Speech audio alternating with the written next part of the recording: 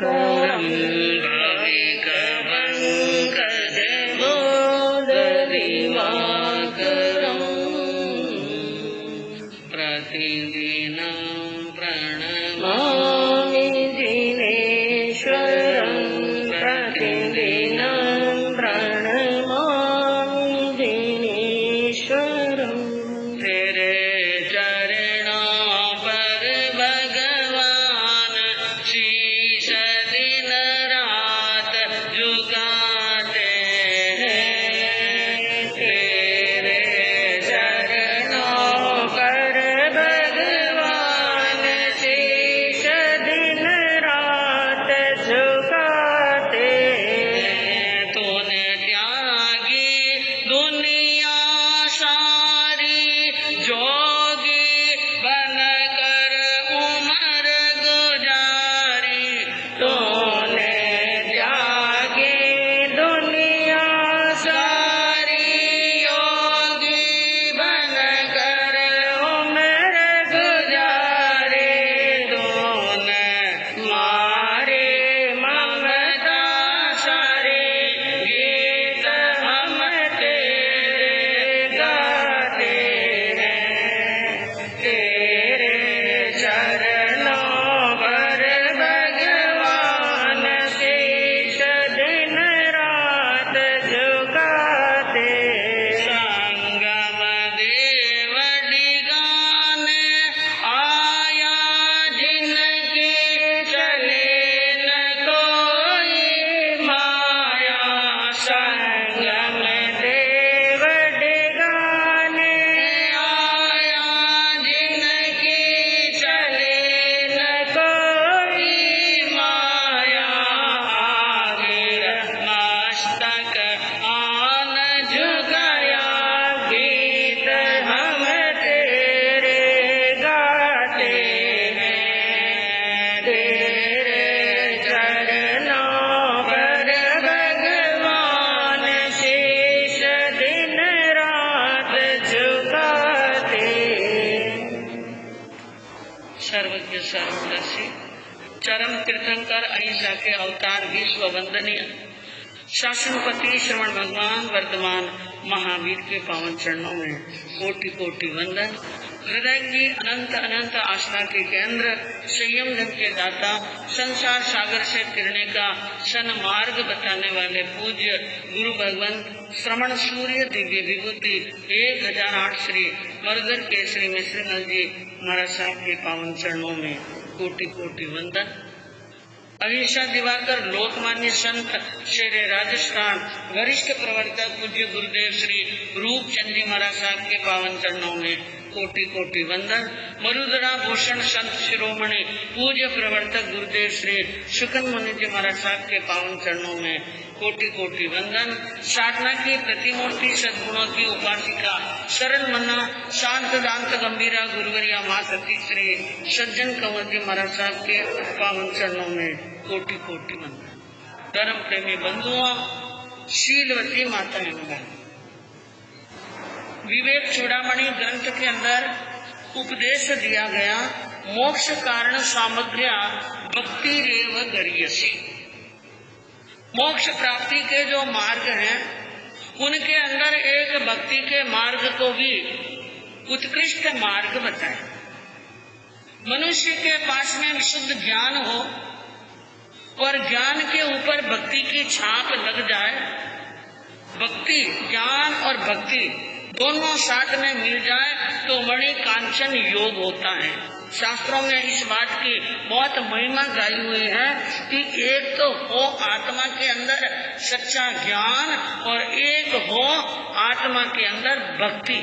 भक्ति का मतलब समर्पण की भावना, भक्ति का मतलब विनय की भावना और श्रद्धा और निष्ठा की भावना। ज्ञान है, विनय है, भक्ति है, श्रद्धा है, निष्ठा है, तो वह साधना मनुष्य की जीवन के अंदर उत्कृष्ट और बढ़िया परिणाम ला सकती है। ज्ञान सीख लिया लेकिन विनय नहीं, ज्ञान सीखा लेकिन प्रभु के प्रति गुरु के प्रति आदर की भावना नहीं है। ज्ञान तो सीखा, लेकिन बड़ों के प्रति विनय की और विनम्रता की भावना नहीं है। और ज्ञान सीख कर अगर कोई यूं समझ ले कि मैं ही सब कुछ जानने वाला हूँ और मेरे गुरुजी तो अंगूठा छाप है, गया काम। पिताजी ने जिंदगी भर सर्विस की, पिताजी ने जिंदगी भर क्या कर ली, सर्विस कर ली। और अब बेटे के व्यापार इतने जोरदार चल रहे हैं कि उनके व्यापार के अंदर सैकड़ों सर्विस कर रहे हैं, बहुत सारे काम करने वाले मुनीम है, चाकर है, नौकर है। अब वो यूं सोचे कि मेरे पिताजी ने कुछ नहीं किया, मैंने जो उन्नति प्रगति की वो मेरी उन्नति प्रगति के सामने पिताजी ने तो कुछ किया ही नहीं, कुछ नहीं किया पिताजी ने। बंधुओं, पिताजी ने पाल पोस कर क्या किया है, बड़ा किया है। पिताजी ने पढ़ा लिखा करके होशियार किया है। पिताजी ने तरह तरह के अपने जीवन के कई अनुभव तुम्हारे दिमाग में, बुद्धि में सींचे हैं और कई तरह से तुम्हें महान और गुणवान बनाने में, भाग्यवान बनाने में बहुत अच्छा उन्होंने सहयोग और शिक्षाएं प्रदान की हैं। अगर वो चाहते और कुछ नहीं देते तो मनुष्य उजड़ का उजड़ ही रह सकता है। किसी बच्चे को जन्म होते ही आप जंगल में डाल दो, कहाँ डाल दो, जंगल के अंदर। किसी मनुष्य मात्र का मुंह नहीं देखे 10 साल 20 साल का भी हो जाए और उनको लाकर मानव समाज के बीच में खड़ा करो, क्या हरकतें होती है उनकी। वो तो पशु की तरह पशु है। मानव समाज में रह करके, परिवार के बीच में रह करके, माता पिता के बीच में रह करके, गुरुओं के बीच में रह करके एक इंसान नहीं सर्वोत्कृष्ट इंसान बनता है और जीवन के अंदर ऊंचाइयों को छूता है, प्रगति करता है। किसकी बदौलत?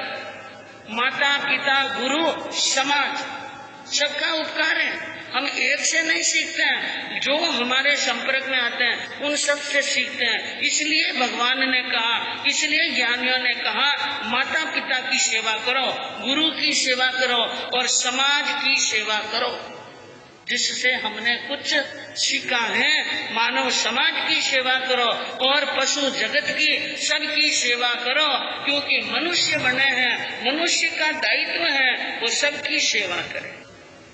तो कहने का मतलब क्या है? ज्ञान और ज्ञान के साथ में हो भक्ति, तो कर्मों की निर्जरा जल्दी होती है, अहंकार से दूर होता है। और वो व्यक्ति, अहंकार से दूर व्यक्ति, नवकार मंत्र की 100 माला नहीं फेरे, 1 या 2 ही माला फेरे तो भी जल्दी कर्मों की, ज्यादा कर्मों की क्या होती है। हाँ, जब वो नाम हृदय धरियो तो भयो पाप को नाश, मनो चिनगारी आग की पड़ी पुरानी घास।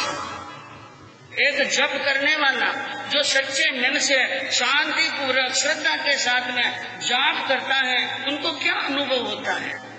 उनको यह अनुभव होता है, जब वो नाम हृदय धरियो, हे परमात्मा, जब भी मैंने आपका नाम अपने हृदय के अंदर धारण किया, मुख से मैंने उनका स्मरण किया, तो मुझे क्या लगता है कि मेरे पाप का जो पुंज बड़ा हुआ है वो पाप शीघ्र ही क्या हो रहा है, नष्ट। मनो चिनगारी आग की, मानो आपका नाम आग की चिनगारी के समान है और मेरे पाप का ढेर घास के ढेर के समान है।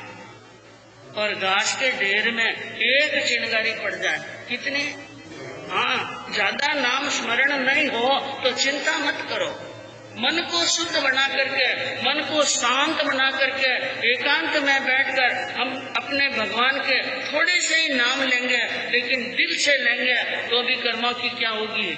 हाँ, निर्जरा होगी। और पूज्य आचार्य रतन चंद जी महाराज साहब ने क्या कहा?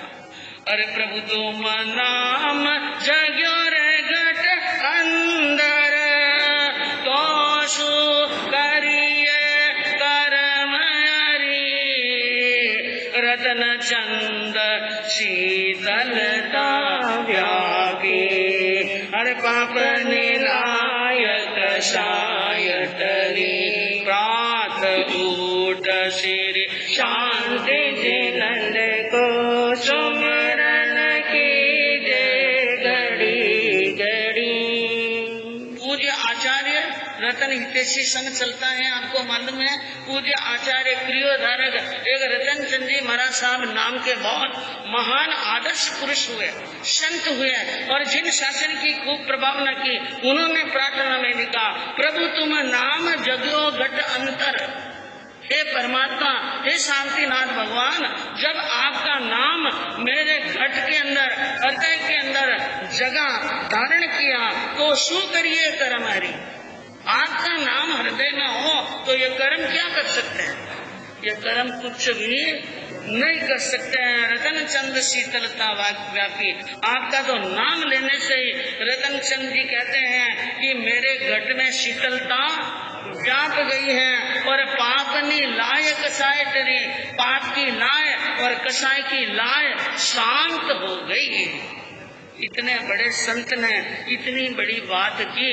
बंधुओं, कहते हैं कि धर्म के और मोक्ष के कई रास्ते हैं, जिसमें एक रास्ता है भक्ति का। एक रास्ता क्या है? भक्ति का। लेकिन हम बहुत बड़े भ्रम में हैं, टाइम नहीं। किसी को पूछे नवतार मंत्री की माड़ा फेरो सा बाजी टाइम ही करो, कई करो टाइम को नहीं। अरे भाई, एक माला री टाइम को नहीं भाई। अबे बंदो ले लो बाजी में, बंधन में नहीं आओ, कोशिश कर, कई कर। अब सच्चे मायने में पूछो, जो भगवान के नाम की माला फेरते हैं वो तो आते हैं बंधन में, और जो नहीं फेरते वो बंधन से छूट जाते हैं क्या? छूट जाते हैं क्या? कैसा विचार है, कैसा जवाब है, कैसा उत्तर है? बाबूजी बंदिश में नहीं आवा, मैं बंदिश में नहीं आवा, और मैं नवकार मंत्र माला फेरने रो नियम नहीं लेवा। और वे व्यक्ति सुबह से शाम तक पाप करते हैं, रात में प्रमाद करते हैं, दिन में पाप करते हैं, और फिर जीवन के अंदर अशांति होती है। बाबूजी शांति एक मिनटरी को नहीं, शांतिनाथ जी ने याद करिए ही को नहीं, तो बेचारी शांति आई कि? और शांति भगवान ने याद करा, शांत वे रहें, शांत होकर के उनको याद करें तो शांति आती है, नहीं तो शांति नहीं। बाकी भगवान के नाम में ताकत है। मैं क्यों एक स्वस्थ व्यक्ति को, समझदार व्यक्ति को 100 बार नींबू का नाम ले। 100 बार किसका नाम? किसका नाम? नींबू। किसका नाम ले? नींबू नींबू नींबू, याद करते जाओ। नींबू, इमली, तो मुंह में पानी आता है कि नहीं आता है? हाँ, एक नींबू का नाम लेने से मुंह में पानी आ सकता है, तो इतने बड़े परमात्मा का नाम स्मरण करने से क्या आत्मा के अंदर शांति नहीं आ सकती है? घट में शांति नहीं आ सकती है? एक शांतिनाथ जी की माला फेरी और शांति नहीं आई, समझना चाहिए माला फेरने में कहीं न कहीं कसर है। तो बंधुओं, जीवन में परमात्मा का नाम स्मरण करना चाहिए। एक बार एक सेठ जी व्यापार धन कमाने के लिए दिशावर गए। कहाँ गए? सेठ जी कटाया, ठावड़ो छोड़ने कटाया, दिशावर है। और दिशावर के अंदर आकर के धन कमाते हैं। धन कमा करके जब माल धन बहुत हो जाता है तो वापिस अपने देश में चले जाते हैं। सेठ जी ने वहाँ पर खूब धन कमाया, खूब धन कमाकर अब उनको वापिस अपने देश में जाना। आपने देश छोड़ दिया, और अब तो कभी कभार मेहमान की तरफ जाते हैं। लेकिन पुराने जमाने के लोग 10 वर्ष, 15 वर्ष, 5 वर्ष, जितना 12 वर्ष कमाते हैं तो फिर कहाँ जाते हैं? अपने गांव के अंदर। तो वो सेठ जी अपने गांव जा रहे थे। विचार किया, 12 वर्ष से धन कमाना, 12 करोड़ की संपत्ति। कितने करोड़ की? इतनी जोखिम लेकर मैं यहाँ से जाऊं अकेला, तो जोखिम साथ में हो और रास्ते में मुसीबत आ जाए। इसलिए सेठ जी ने क्या किया? सेठ जी ने उन 12 करोड़ की संपत्ति को अपने साथ में तो लिया, लेकिन उनके अलावा 4 मजबूत मजदूरों को, जो बड़े हट्टे कट्टे पहलवान के जैसे थे, उन मजदूरों को भी क्या ले लिया साथ, और कह दिया, देख भाई, हमारे पास में जोखिम है और मुझे ठेठ राजस्थान जाना है। और यह सब बात समझाकर सेठ जी क्या हुए? रवाना। सेठ जी ने अच्छा ही किया, बता दिया कि मेरे पास में क्या है जो काम, उसकी जगह आप होते तो क्या करते? बताने की जरूरत ही नहीं। चार हट्टे कट्टे मजदूर ले लेते और विचार क्या आता कि कहीं यही सब मिलकर के मुझे मार सकते हैं और मेरे 12 करोड़ ले सकते हैं। लेकिन सेठ जी ने सीधे भाव से बता दिया। लेकिन जैसे सरल भाव के थे, मजदूर भी समझदार और बड़े सत्यनिष्ठ थे, उन्होंने कहा चिंता मत करो सेठ जी, राजी खुशी पहुंचा। अब रास्ता कटने लगा, दिन में चलते, रास्ते में एक जगह रुकते, भोजन पानी का इंतजाम करते, फिर थोड़ी दूर चलते। जब रात होने का समय आता तो एक जगह रुक जाते, रात्रि विश्राम कर लेते। ऐसे चलते चलते कई समय, महीने के महीने बीत गए और सेठ जी अब अपने गांव के नजदीक आए। अब नजदीक आए तो नजदीक आने के बाद में सेठ जी के सामने सेठ जी ने देखा अब मेरा जाना पहचाना क्षेत्र आ गया और अब मैं जोखिम लेकर जा सकता हूँ, डर वाली कोई बात नहीं। मजदूरों को कहा भाई तुम लोग यहाँ से क्या हो जाओ रवाना, अपना अपनी तनख्वाह ले लो, वेतन ले लो, रवाना हो जाओ। उनको रवाना कर दिया। उन्होंने कहा देख लो सेठ जी, आपको तो घर तक छोड़ दें कि नहीं, इतनी जरूरत ही नहीं। चारों को रवाना कर दिया। सेठ जी धन की गांठी लेकर घर की तरफ रवाना हो रहे हैं। 2 बजे के 3 बजे 4 बजे 5 बजे सूर्य अस्त होने का समय आया और थोड़ा मुंह अंधेरा हो गया। मुंह अंधेरे का क्या आया समय, गोधूली वेला आई, सेठ जी जा रहे थे, आधा कोस ही है, अब तो कितना बचा, आधा कोस, इसलिए जल्दी जल्दी जा रहे थे। रास्ते के अंदर एक साथ में बहुत सारे डाकुओं का दल आ गया। जोरदार लकड़ी पटकी और जोरदार आवाज में कहा सावधान, माल सब नीचे रख दो। माल क्या रख दो? नीचे रख दो। सेठ जी ने देखा 2 लोग बंदूक लेकर के खड़े हैं और बाकी के सब हाथ में लाठियां लिए खड़े हैं। सेठ जी समझ गए कि यह डाकू हैं और ये मानने वाले नहीं हैं, हाथ पांच करने से काम चलने वाला। इसलिए सारी गांठड़ियां क्या रख दी? नीचे, गांठें नीचे रख दी और चोरों ने, डाकुओं ने धन लूटना शुरू कर लिया। सेठ जी ने उन बंदूकधारी 2 डाकुओं की तरफ देखा, देखते ही देखते पहचान गए, ये मेरे जाने पहचाने, जान पहचाने वाले हैं। उन्होंने कहा अरे रामू तू, और रामू नाम का डाकू सावधान हुआ तो उधर देखकर कहा अरे श्यामू तू।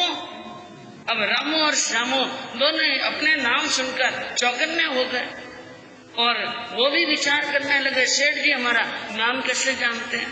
फिर विचार आया, एकदम मन में वो समझ में आ गया, इनकी दुकान पर 6 साल हमने बचपन में काम किया और इनके घर पर ही रहते थे, वहीं पर सोते, वहीं पर खाते और सेठ जी की दुकान पर काम करते। जब बड़े हुए दुकानदारी का काम छोड़ दिया और कुसंगत में पड़े। अब वो तो हुआ सो हुआ। अब वो समझ गए सेठ जी की यहाँ पर हम रहे हैं और इनके घर पर हमने क्या किया, भोजन नमक खाया, इसलिए नमक हरामी का काम नहीं करे। इसलिए अपने साथियों को कहा सेठ जी का जितना ही लिया हुआ धन है, माल है, रख दो यहाँ पर, सारा माल यही रख दो। गांठड़ी बांध ली और गांठ सारा माल रखकर गांठ बांध करके और रामू और श्यामू ने कहा 2 डाकुओं को जाओ सेठ जी को राजी खुशी घर तक छोड़ के आओ। कहाँ तक छोड़ो? घर तक। रास्ते में कोई हमला नहीं होना चाहिए और सेठ जी को राजी खुशी घर पर छोड़ दिया। सेठ जी घर पर आ गए, डाकू चले गए। सेठानी ने आव भक्त की और उन्होंने भी अपने शरीर के काम करने के बाद में भोजन कर अब चिंतन करने लगे। पूरे के पूरे 60 डाकू थे। कितने? 60 डाकू थे। 60 में 2 की पहचान थी, रामू और श्यामू। 2 डाकुओं की पहचान होने से 58 डाकुओं का खतरा टल गया। अब सेठ जी सोचने लगे, एक दिन की 60 घड़ियां होती हैं। दिन की घड़ियां कितनी होती है? 60। अगर मैं 2 घड़ी भगवान का भजन करूं तो 58 घड़ी के पाप के खतरा दूर टल सकता है। 58 घड़ी का पाप मिट सकता है। 2 घड़ी राम की, 58 घड़ी काम की। 2 घड़ी तो किसकी है? राम की, और 58 घड़ी काम की। अब विचार किया जिंदगी के अंदर जब तक जीना है भगवान का 2 घड़ी नाम नहीं लेना, तब तक मुंह में पानी नहीं डालना। तो बंधुओं, यह है जीवन के अंदर प्रभु के नाम की महिमा। 2 घड़ी भगवान का भजन कर लो तो हमारी आत्मा का क्या हो जाए। हाँ, अरे प्रभु भजना सो द्वेष मिटे, प्रभु भजना सो द्वेष मिटे, अरे राग रो रंग घटे रे जीवड़ा, 2 घड़ी प्रभु जीरो भजन करो। ज्ञानी कहते हैं भगवान के भजन से क्लेश मिटता है, भगवान के भजन से द्वेष मिटता है, राग का रंग मोह कम होता है। इसलिए 2 घड़ी भगवान का भजन करो। आपके सामने वर्णन चल रहा था कि अंजना सती के जीवन के अंदर चल रही घटनाओं के बारे में आपने सुना कि पवन जी ने उनका अनादर कर लिया और उनको नीचे गिराकर आगे निकल गए। और उनकी सखी बसंत माला ने अंजना सती को कहा, हे सती, हे सखी, मुझे लगता है तुम्हारे पति में बुद्धि नाम की कोई चीज नहीं है, ये एक प्रकार से मूर्ख हैं। और यूं समझ लो, भीतर पीतल ऊपर जोड़, भीतर से तो पीतल है और ऊपर क्या है? जोड़ है, टूटे हुए ढोल के समान है। और बहुत ज्यादा क्या कहूँ, इनको कुछ भी ज्यों ज्यों मनमार करते हैं, ज्यों ज्यों विनय करते हैं, त्यों त्यों इनको अहंकार ज्यादा आता है। उन्नमति, इनकी बुद्धि उल्टी चलती है, इत्यादि कई बातें कही। और बसंत माला की बात सुन अब सखी अंजना कहने लगी कि ऐसी बात नहीं है, तुम जो बोल रही हो वो मेरे पति में कोई दोष नहीं है, दोष तो मेरे कर्म के हैं। ऐसा न बोलो बोल सहेली मारी, ऐसा न बोलो बोल, पियो मारो प्राण आधार सहेली मारी, ऐसा न बोलो बोल, कुल दीपक मन मोहन गारो, गए उदियारो, के सिर सहरो श्रृंगार हमारो, हार हियारो। अंजना ने कहा बसंत माला सखी को, हे सखी, ऐसे कड़वे बोल मत बोल, वो तो मेरे पति हैं और मेरे प्राणों के आधार हैं। इस कुल के राजा प्रहलाद सिंह के कुल के दीपक हैं, मन को मोहने वाले हैं और घर का उजाड़ा है। इनके न रहने से घर में क्या हो जाएगा? अंधकार। सिर शहर, और मेरे सिर का चेहरा है और मेरा श्रृंगार है, हृदय का हार है। उनको ऐसे बोल मत बोल, थोड़ा ज्ञान रख। विवेक बिनारो वचन तुम्हारो, खटके खारो,